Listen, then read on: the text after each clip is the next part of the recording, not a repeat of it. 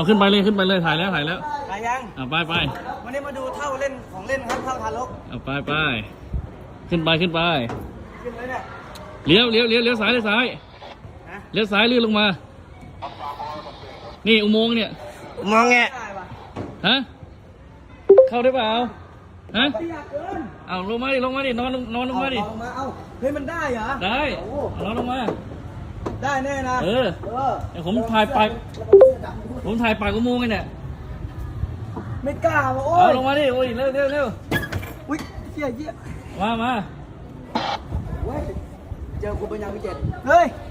มันจะไปยังไงอะ เอาลงมา อ้าวเว้ยเจ้าของกระโตนนักปานหมูเลยเว้ยมันไปไม่ได้ว่ะ ติดไหม ติดเฮ้ยช่วยด้วยเท่าเอ้ยของเล่นกู